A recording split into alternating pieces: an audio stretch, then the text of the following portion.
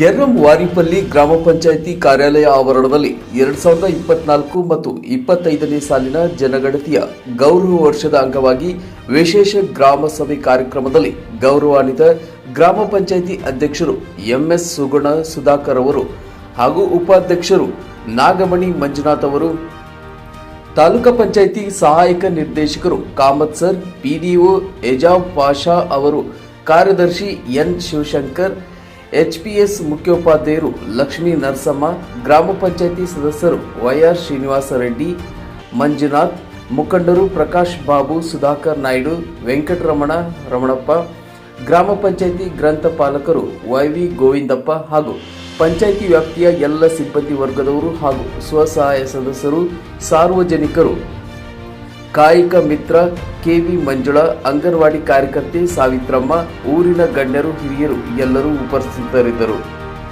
ಈ ಸಂದರ್ಭದಲ್ಲಿ ಗೌರವಾನ್ವಿತ ಅಧ್ಯಕ್ಷರು ಎಂಎಸ್ ಸುಗುಣ ಮೇಡಮ್ ಅವರು ಮಾತನಾಡಿ, ಈ ದಿನ ಕಾರ್ಯಕ್ರಮಕ್ಕೆ ಬಂದಿರುವ ಎಲ್ಲ ಅಧಿಕಾರಿಗಳು ವೃಂದದವರಿಗೂ ಹಾಗೂ ಗೌರವಾನ್ವಿತ ಸದಸ್ಯರು, ಗ್ರಾಮದ ಜನಸಾಮಾನ್ಯರು ಎಲ್ಲರಿಗೂ ಕೃತಜ್ಞತೆಗಳನ್ನು ತಿಳಿಸುತ್ತಾ, ನನ್ನ ಅಧಿಕಾರ ಅವಧಿಯಲ್ಲಿ ಎಲ್ಲ ಗ್ರಾಮಗಳ ಮೂಲಭೂತ ಸೌಕರ್ಯಗಳನ್ನು ನೀಡುತ್ತೇವೆ ಎಂಬುದಾಗಿ ತಿಳಿಸಿದರು. ಈ ಸಂದರ್ಭದಲ್ಲಿ ಗೌರವಾನ್ವಿತ ಸದಸ್ಯರು ವೈಆರ್ ಶ್ರೀನಿವಾಸ ರೆಡ್ಡಿ ಅವರು ಮಾತನಾಡಿ, ಈ ದಿನ ವಿಶೇಷ ಜಾತಿಯ ಗೌರವ ವರ್ಷದ ಅಂಗವಾಗಿ ವಿಶೇಷ ಗ್ರಾಮ ಸಭೆ ನಮ್ಮ ಸರ್ಕಾರದ ಆದೇಶದ ಮೇರೆಗೆ ಎಲ್ಲ ಬುಡಕಟ್ಟು ಜನಾಂಗದವರಿಗೆ ಅಭಿವೃದ್ಧಿಯ ಕೇಂದ್ರ ಸರ್ಕಾರ ಪ್ರಧಾನಮಂತ್ರಿಗಳ ಯೋಜನೆ ಹಮ್ಮಿಕೊಂಡಿರುವುದು ಸಂತೋಷದ ವಿಚಾರ. ಹೀಗೆ ಹಲವಾರು ವಿಚಾರಗಳನ್ನು ಸಭೆಯಲ್ಲಿ ತಿಳಿಸಿದರು. ಈ ಸಂದರ್ಭದಲ್ಲಿ ಗೌರವಾನ್ವಿತ ಮುಖಂಡರು ಸುಧಾಕರ್ ಸರ್ ಅವರು ಮಾತನಾಡಿ, ಈ ದಿನ ಗ್ರಾಮ ಪಂಚಾಯಿತಿಯಲ್ಲಿ ವಿಶೇಷ ಗ್ರಾಮ ಸಭೆ ಕಾರ್ಯಕ್ರಮ ಹಮ್ಮಿಕೊಂಡಿದ್ದು, ಇದರ ಮುಖ್ಯ ಉದ್ದೇಶ ನಮ್ಮ ಭಾರತೀಯ ಬುಡಕಟ್ಟು ಜನಾಂಗದವರು ಈ ದಿನ ಗೌರವ ದಿನ ನಮ್ಮ ಗ್ರಾಮ ಪಂಚಾಯಿತಿಯಲ್ಲಿ ಮಾಡುತ್ತಿದ್ದೇವೆ. 15ರಂದು ಈ ದಿನ ಕಾರ್ಯಕ್ರಮ ಹಮ್ಮಿಕೊಂಡಿದ್ದು, ನಮ್ಮ ದೇಶದಲ್ಲಿ ಪ್ರತಿಯೊಬ್ಬರು ಈ ದಿನ ಕಾರ್ಯಕ್ರಮ ಮಾಡುತ್ತಾರೆ. ವಿವಿಧ ದೇಶಗಳಲ್ಲಿ, ನಮ್ಮ ಜಿಲ್ಲೆಯಲ್ಲಿ, ತಾಲೂಕುಗಳಲ್ಲಿ ಬುಡಕಟ್ಟು ಜನಾಂಗದವರು ಇದ್ದಾರೆ. ಪ್ರತಿಯೊಂದು ರಾಜ್ಯದಲ್ಲೂ ಜನಾಂಗದವರು ಇರುತ್ತಾರೆ. ಎಲ್ಲ ಬುಡಕಟ್ಟು ಜನಾಂಗದವರಿಗೆ ಒಳ್ಳೆಯ ಸೌಲಭ್ಯಗಳು ಒದಗಿಸಿ ಕೇಂದ್ರ ಸರ್ಕಾರ ಹಾಗೂ ರಾಜ್ಯ ಸರ್ಕಾರ ಮೀಸಲಾತಿ ನೀಡಿದ್ದಾರೆ. ಅವರಿಗೆ ಶುಭ ಹಾರೈಸಿದರು. ಹಾಗೂ ಈ ಕಾರ್ಯಕ್ರಮಕ್ಕೆ ಬಂದಿರುವ ಎಲ್ಲರಿಗೂ ಪಂಚಾಯಿತಿ ಅಭಿವೃದ್ಧಿ ಅಧಿಕಾರಿಗಳು ಎಜಾಜ್ ಪಾಷಾ ಅವರು ಹೃತ್ಪೂರ್ವಕ ಕೃತಜ್ಞತೆಗಳನ್ನು ವ್ಯಕ್ತಪಡಿಸಿದರು. ಪ್ಲಾಸ್ಟಿಕ್ ತ್ಯಾಜ್ಯದ ದುಷ್ಪರಿಣಾಮಗಳ ಬಗ್ಗೆ ಜಾಗೃತಿ ಮೂಡಿಸಿ ಪ್ಲಾಸ್ಟಿಕ್ ತ್ಯಾಜ್ಯ ಮುಕ್ತ ಗ್ರಾಮ ಅನ್ನಾಗಿ ರೂಪಿಸಲು ಶ್ರಮಿಸುತ್ತೇನೆ. ಈ ಎಲ್ಲ ಕ್ರಮಗಳನ್ನು ಪಾಲಿಸುವಂತೆ ಇತರರನ್ನು ಪ್ರೇರೇಪಿಸುತ್ತೇನೆ. ನನ್ನ ಗ್ರಾಮವನ್ನು ಸ್ವಚ್ಛ, ಸುಂದರ ಹಾಗೂ ಆರೋಗ್ಯವಂತವಾಗಿಸಿ ಜವಾಬ್ದಾರಿಯುತ ನಾಗರಿಕನಾಗಿ ಸೇವೆ ಮಾಡುವುದಾಗಿ ಪ್ರತಿಜ್ಞೆ ಮಾಡುತ್ತೇನೆ. ಯುವಕರು ಯಾವುದೇ ರಾಷ್ಟ್ರದ ಶಕ್ತಿ ಮತ್ತು ಅವರ ಶಕ್ತಿ ಸಮಾಜ ಮತ್ತು ರಾಷ್ಟ್ರದ ಅಭಿವೃದ್ಧಿಗೆ ಗಣನೀಯ ಕೊಡುಗೆ ನೀಡುತ್ತಾರೆ. ಆದುದರಿಂದ ಹೆಚ್ಚಿನ ಸಂಖ್ಯೆಯಲ್ಲಿರುವ ಯುವಕರು ಮಾದಕ ದ್ರವ್ಯ ಮುಕ್ತ ಭಾರತ ಅಭಿಯಾನದಲ್ಲಿ ಪಾಲ್ಗೊಳ್ಳುತ್ತಾರೆ.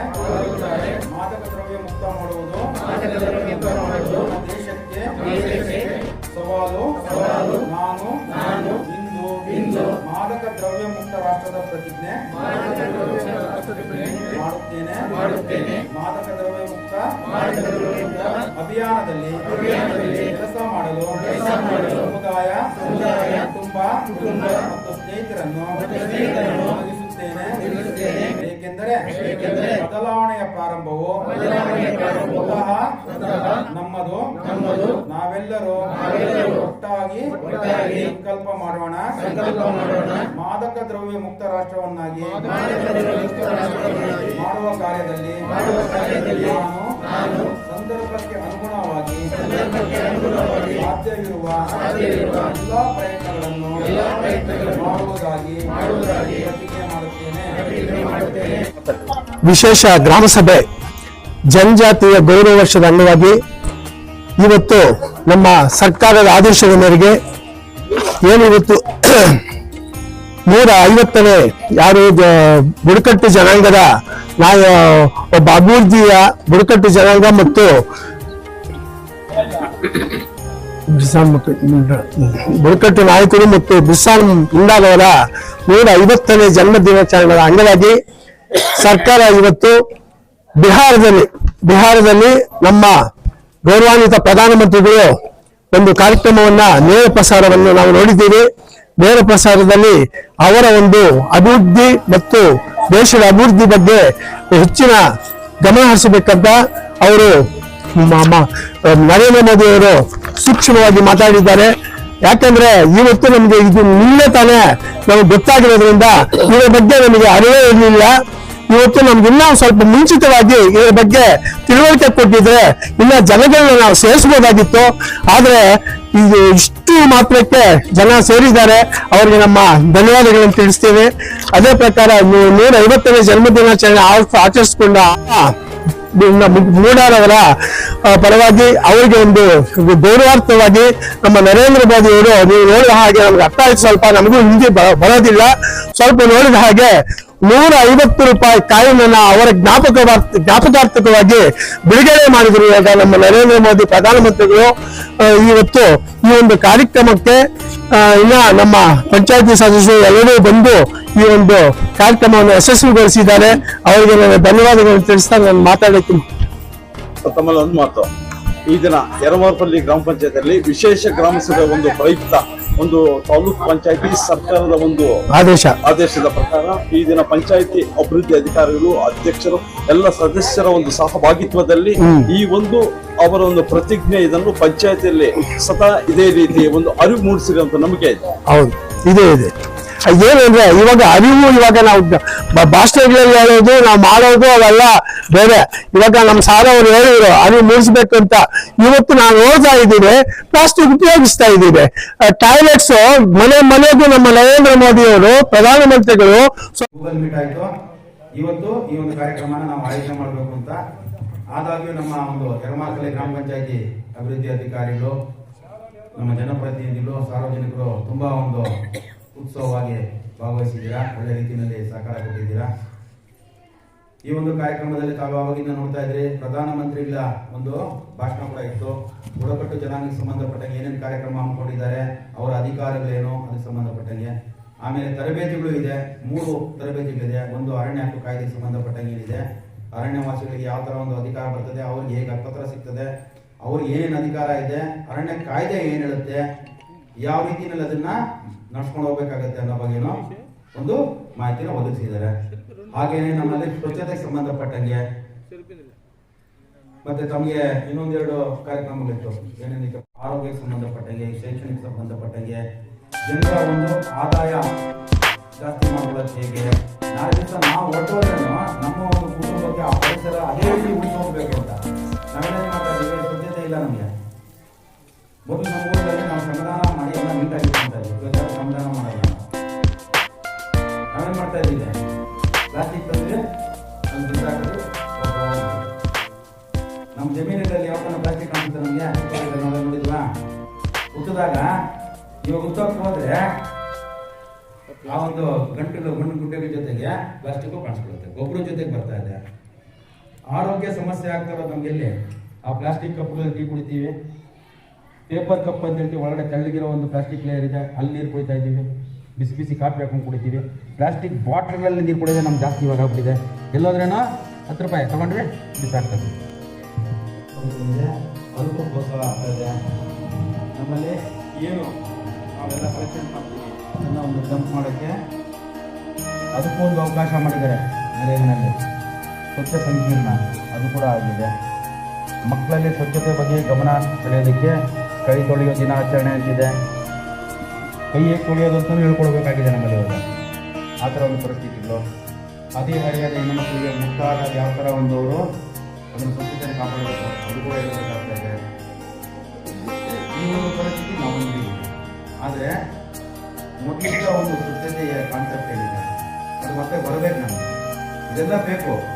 ಆದರೆ ನಾನು ನನ್ನ ಮನೆ ಚೆನ್ನಾಗಿಟ್ಕೊಳ್ತೀನಿ, ನನ್ನ ಕುಟುಂಬಕ್ಕೆ ನಾನು ಈ ಥರ ಒಂದು ಜೀವನ ಮಾಡ್ತೀನಿ. ನೋಡಿ, ಇವತ್ತು ಸಾವಯವ ಕೃಷಿ ಮಾಡೋದು ಸಮಯ ಆಗುತ್ತೆ. ಎಷ್ಟು ಬೇಕಾದ್ರೆ ಗೊಬ್ಬರ ಎಷ್ಟು ಬೇಕಾದ್ರೆ ಕೀಟನಾಶಕ ಹಾಕೋ, ಎಷ್ಟು ಬೇಕಾದ್ರೆ ಕೀಟನಾಶಕ ಹಾಕೋ, ಅಂದರೆ ರೇಟ್ ಮಾತ್ರ ಬರಬೇಕು, ಒಂದೇ ಗತಿ ನಮ್ಮದು. ಸರಿ, ಒಂದು ರೈತರಾಗಿ ನಾವು ನಮ್ಮ ಮನೆಗೆ ಕೂಡ ಒಳ್ಳೆ ವಸ್ತು ಬೆಳ್ಕೊಂಡು ತಿಂತಾ ಇದ್ದೇವೆ. ನಾವು ಅದೇ ಟೊಮೆಟೊ ತಿಂತಾ ಇದ್ದೀವಿ. ಟೊಮೆಟೊ ಬೆಳೆಯೋ ಒಂದು ಜಮೀನು ಮನೆ ಬೆಳೆಯೋದು ಅಂದರೆ ನಾವು ಅದಕ್ಕೆ ಕ್ಲೀನ್ ಹಾಕಿರ್ಬೋದು, ಬೇರೆ ಹಾಕಿದ್ರೆ ಬರೋದಿಲ್ಲ. ಮೊದಲಾಗಿದ್ದರೆ ಆ ಜಮೀನಿಗೆ ಹೋಗಿ ಕಾಲಿಡ್ತಾ ಇದ್ದಂಗೆ ಕಾಲು ಒಳಗಡೆ ಹೋಗೋದು. ಸಮಿತಿ ವತಿಯಿಂದ ನಾವು ಒಂದು ಸ್ಥಳ ಪರಿಶೀಲನೆ ಮಾಡಿದ್ವಿ. ಸ್ಥಳ ಪರಿಶೀಲನೆ ಮಾಡಿದ ನಂತರ ನಮಗೆ ಈ ಒಂದು ಕಚ್ಚಾ ನಕ್ಷೆಯನ್ನು ತಯಾರು ಮಾಡಿದ್ದೇವೆ. ಮತ್ತು ರೆವಿನ್ಯೂ ಆಫೀಸರ್ಸು, ಫಾರೆಸ್ಟ್ ಆಫೀಸರ್ಸು ಮತ್ತು ನಿಮ್ಮ ಗ್ರಾಮ ಪಂಚಾಯತಿ ಆಫೀಸಲ್ಲಿ ಯಾರನ್ನ ಇನ್ವೆಸ್ಟ್ ಮಾಡ್ಬೋದು ಅವನ್ನೆಲ್ಲ ಕರೆಸಿ ಒಂದು ಸ್ಥಳ ಪರಿಶೀಲನೆ ಮಾಡಿ ಆ ನಂತರ ನಿಮಗೆ ಅವರು ಕ್ಲೈಮ್ ಮಾಡೋದಕ್ಕೂ ಅಲ್ಲಿ ವಾಸ್ತವಿಕವಾಗಿ ಇರುವಂತಹ 2 ತಾಳೆ ಆಗ್ತದೆ ಅಂತೇಳಿ ಆ ನಂತರ ಗ್ರಾಮ ಪಂಚಾಯತಿ ರೆಸಲ್ಯೂಷನ್ಗೆ ತರಬೇಕಾಗುತ್ತೆ. ಈಗ ನಾನು ಏನು ಕೆಲಸ ಮಾಡಿದ್ದೀನಿ ಅಲ್ಲೆಲ್ಲ ಆಗಿರುವಂತಹ ನ್ಯೂನತೆ, ನಮ್ಮ ಫಾರೆಸ್ಟ್ ಕಾಯ್ದೆಯಲ್ಲಾಗಿರೋ ನ್ಯೂನತೆ ಅಂದರೆ ಫಾರೆಸ್ಟ್ ರೈಟ್ಸ್ ಆ್ಯಕ್ಟಲ್ಲಿ ಎಲ್ಲರಿಗೂ ಹಕ್ಕುಪತ್ರ ಸಿಕ್ಕಿದೆ. ಆದರೆ ಅಧಿಭೋಗದಲ್ಲಿರುವಂತಹ ಜಮೀನು ವ್ಯಾಪ್ತಿಯನ್ನು ಕೊಟ್ಟಿಲ್ಲ. ಅವರು 2 ಕುಂಟೆ, ಬರೀ 2 ಕುಂಟೆ ಒಬ್ಬನಿಗೆ ಹಕ್ಕುಪತ್ರ ಕೊಟ್ಟರೆ ನಾವು ಯಾವ ಆಹಾರ ಭದ್ರತೆಯನ್ನು ಖಾತ್ರಿಪಡಿಸ್ತೀವಿ, ನಾವು ಯಾವುದೇ ಅವರನ್ನ ಐತಿಹಾಸಿಕವಾಗಿ ಆಗಿರುವ ಅನ್ಯಾಯವನ್ನು ನಾವು ರೆಕಗ್ನೈಸ್ ಮಾಡಿದ್ದೀವಿ ಅನ್ನೋದು ಇದು ಒಂದು ಪ್ರಶ್ನೆ ಆಗುತ್ತೆ. ಹಾಗಾಗಿ ಗ್ರಾಮ ಪಂಚಾಯಿತಿಯೇ ಈ ಕಾಯ್ದೆಯನ್ನು ಸಂಪೂರ್ಣವಾಗಿ ನಮ್ಮ ಇಲಾಖೆಯ ಒಂದು ಸಹಯೋಗದ ಜೊತೆಯಲ್ಲಿ ನಿಮಗೆ ಏನೆಲ್ಲ ಇದೆಯೋ ಕಾನೂನಾತ್ಮಕವಾಗಿ ಕೆಲಸ ಮಾಡಬೇಕಾಗುತ್ತೆ. ನಾವೆಲ್ಲ ಕಾನೂನು ಬಿಟ್ಟು ಯಾರು ಕೆಲಸ ಮಾಡೋಕ್ಕಾಗಲ್ಲ. ಆ ಕಾನೂನಿನ ಚೌಕಟ್ಟಿನಲ್ಲಿ ಅರ್ಥ ಮಾಡ್ತದೆ. ಕಾಯ್ದೆ ಪಾರ್ಲಿಮೆಂಟಲ್ಲಿ ಕಾಯ್ದೆ ಆಗಿರುವಂಥದ್ದು ಎಲ್ಲ ರೀತಿಯ ವಿಶ್ಲೇಷಣೆಗಳನ್ನ ಮಾಡಿ ಮತ್ತೆ ಇದು ಮಾಡಿದ್ದಾರೆ. ಆ ನಂತರ ಈಗ ಒಂದು ಜಮೀನು ಗೊತ್ತಿಲ್ಲ, ಒಂದು ವ್ಯವಸಾಯ ಮಾಡುವ ಒಂದು ಜನರನ್ನು ಅಂತರಲ್ಲೂ ಸಹ ಅವರು ವಾಸಿಸುವಕ್ಕೂ ಮತ್ತೆ ಅವ್ರಿಗೆ ಮುಖ್ಯವಾಗಿ ಕಾಯ್ದೆ ತಂದಿರೋ ಉದ್ದೇಶ ಅಂದರೆ ಅವ್ರಿಗೆ ಅವ್ರ ಸಸ್ಟೈನಬಿಲಿಟಿ, ಅವ್ರ ಉಳಿವು ಮತ್ತೆ ಜೊತೆಗೆ ಅವ್ರಿಗೆ ಆಹಾರ ಭದ್ರತೆಯನ್ನು ಒದಗಿಸಿಕೊಡೋದು ಮತ್ತೆ ಅದ್ರ ಜೊತೆಗೆ ನಮ್ಮ ಅರಣ್ಯ ರಕ್ಷಣೆಯೂ ಸಹ ಆಗಬೇಕು ಕಾಯ್ದೆ ಉದ್ದೇಶ ಆಗಿದೆ.